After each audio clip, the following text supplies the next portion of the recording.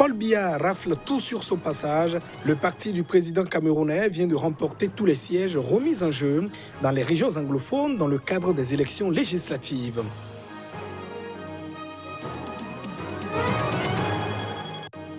En Afrique du Sud, la ministre de la Communication écope de 2 mois de suspension. C'est pour avoir violé la mesure de confinement ordonnée par le président de la République. Elle pourrait aussi faire l'objet d'une poursuite judiciaire.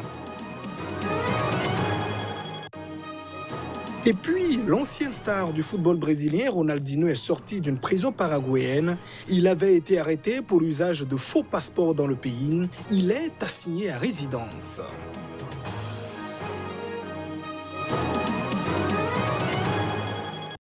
Et voilà pour le sommaire de cette édition. Merci de nous choisir pour vous informer. La razzia du parti au pouvoir au Cameroun, le Rassemblement démocratique du peuple camerounais remporte les 13 sièges remis en jeu dans les zones anglophones dans le cadre des législatives. Paul Biya dispose ainsi de 152 sièges sur les 180 que compte le Parlement camerounais. Le Rassemblement démocratique du peuple camerounais RDPC rafle la mise dans les 10 circonscriptions du nord-ouest et dans une circonscription du sud-ouest, souligne la radio publique qui a diffusé la décision du Conseil. Le parti de Paul Biya, qui gouverne le Cameroun depuis 37 ans, conforte donc son écrasante majorité à l'Assemblée nationale avec 152 sièges sur 180. Dans les régions anglophones du Cameroun, en proie à un conflit entre indépendantistes et armés, le Social Democratic Front SDF, parti historiquement ancré dans les régions anglophones et qui avait présenté des candidats, avait contesté les résultats dans plusieurs circonscriptions. Le Conseil constitutionnel lui avait donné raison en annulant le scrutin dans les circonscriptions où il a été reprogrammé. Au lendemain de l'organisation des partiels, le 22 mars, le SDF avait à nouveau saisi le Conseil constitutionnel pour demander une nouvelle annulation, mais cette institution a décidé d'entériner le vote. Le SDF prend la place de troisième parti à l'Assemblée nationale, à égalité avec un nouveau venu, le Parti camerounais pour la réconciliation nationale. Les deux principaux partis d'opposition au Parlement comptent chacun 5 députés. Ils sont devancés par le RDPC et par un de ses alliés, l'Union nationale pour la démocratie et le progrès, l'UNDP, qui a remporté 7 sièges. Les inquiétudes des victimes de Hissène Habré, l'ancien président tchadien, a été autorisé par la justice sénégalaise à quitter la prison de Dakar ce lundi pour son domicile. La décision se justifie par les raisons liées au Covid-19, mais les victimes ou ses victimes craignent que cette sortie ne soit définitive. Le Sénégal a autorisé ce lundi l'ex-président tchadien Hissène Habré à quitter pendant 2 mois sa prison de Dakar où il était détenu pour crimes contre l'humanité, car celle-ci doit abriter la quarantaine de prévenus dans le cadre de la lutte contre le coronavirus. Mais les victimes de ce dernier s'inquiètent du risque que la sortie de prison temporaire de l'ex-président tchadien devienne définitive. En guise de réponse, le ministre sénégalais de la Justice, Malick Sall, a souligné ce lundi soir sur une radio que Habré n'a pas été libéré, qu'il est toujours en prison, mais chez lui, sous garde pénitentiaire permanente. Il ne s'agit pas d'une décision du chef de l'État, d'une grâce ou d'une libération conditionnelle, a-t-il insisté.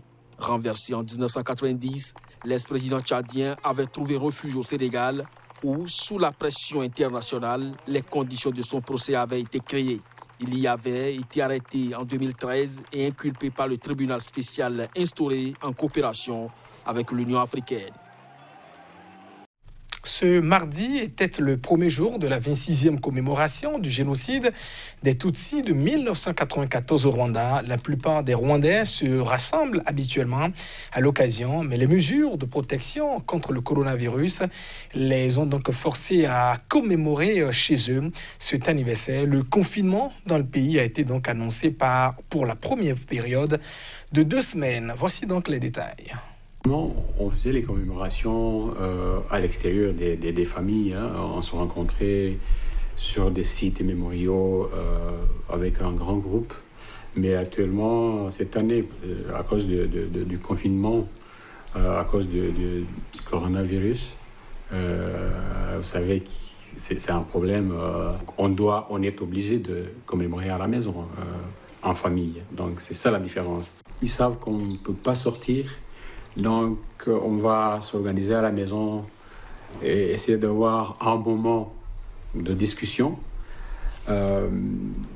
Cette discussion sera ouverte. Ils peuvent me poser des questions sur le génocide contre les Tutsis en général, ou bien même me poser des questions sur ma propre famille.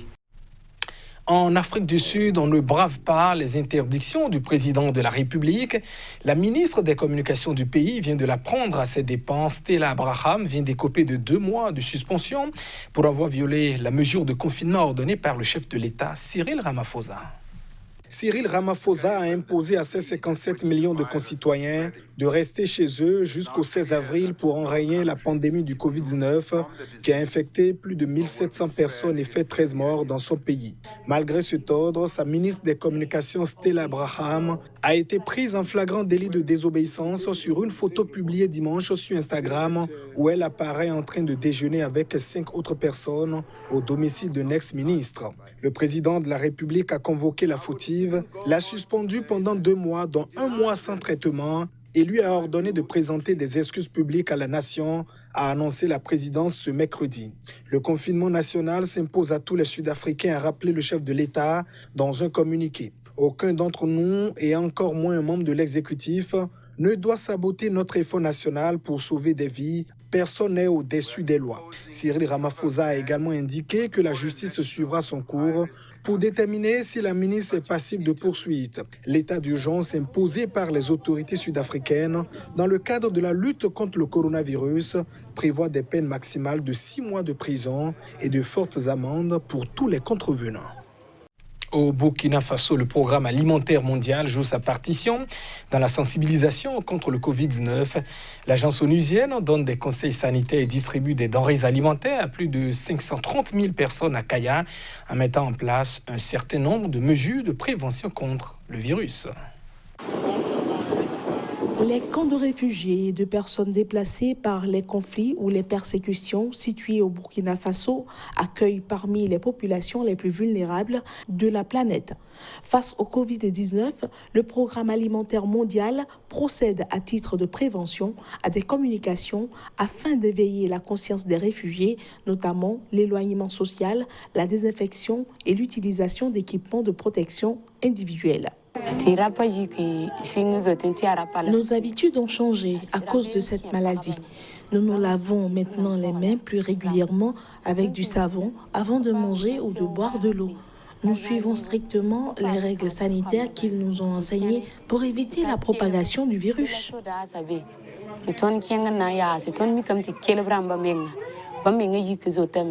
Au Burkina, le maire de Kaya veut croire que la mise en quarantaine d'un certain nombre de villes peut préserver la sienne où 50 000 déplacés ont trouvé refuge.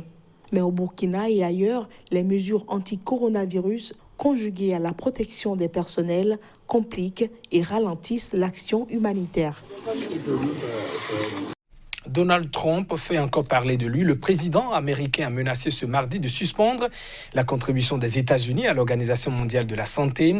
Donald Trump dénonce la façon dont elle a géré la pandémie du coronavirus. Lors de son point de presse quotidien, le président américain Donald Trump a affirmé ce mardi la suspension de la contribution américaine à l'Organisation mondiale de la santé, dénonçant sa gestion de la pandémie du coronavirus et une attitude à ses yeux trop favorable à Pékin. Ils se sont trompés. Ils auraient pu avertir des mois plus tôt. Ils l'auraient su et ils auraient dû le savoir et ils le savaient probablement. Donc, nous allons examiner cela très attentivement et nous allons mettre un frein aux dépenses de l'OMS. Nous allons mettre un frein très puissant à ces dépenses et nous allons voir. C'est une bonne chose si ça marche, mais ils disent toujours que c'est mauvais, ce n'est pas bon.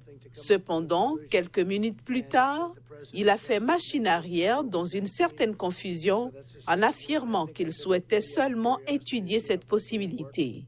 Près de 2000 personnes contaminées par le nouveau coronavirus sont mortes aux États-Unis au cours des dernières 24 heures, selon le comptage ce mardi à 20h30 local de l'université Johns Hopkins. Il s'agit du pire bilan journalier dans le monde depuis le début de la pandémie.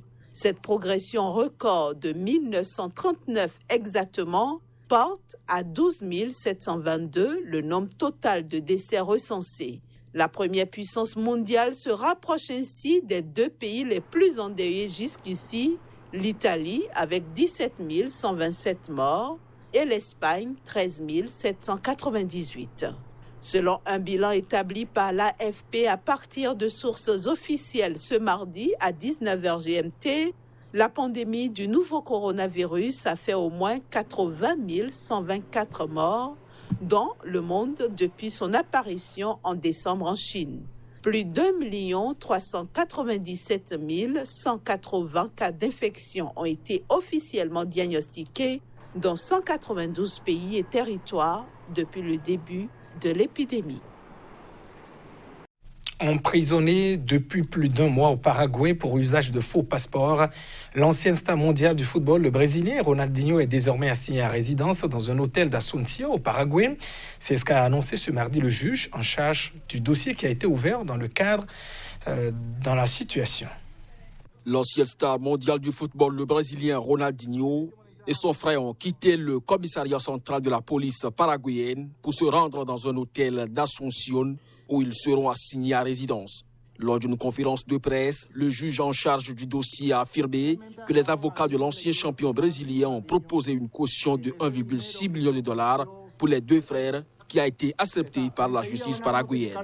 Le pouvoir judiciaire dispose des ressources légales pour verser cet argent dans les caisses publiques sur la base d'une éventuelle violation que serait une possible évasion. C'est son propre argent. Il l'avait dans une banque à l'étranger, en Europe. Ronaldo de Assis Moreira, dit Ronaldinho, et son frère Roberto ont été arrêtés le 6 mars dernier à Asunción, accusés d'être entrés au Paraguay en possession de faux passeports. Les deux hommes étaient arrivés 2 jours auparavant dans la capitale paraguayenne pour faire la promotion d'un livre et participer à diverses opérations de bienfaisance.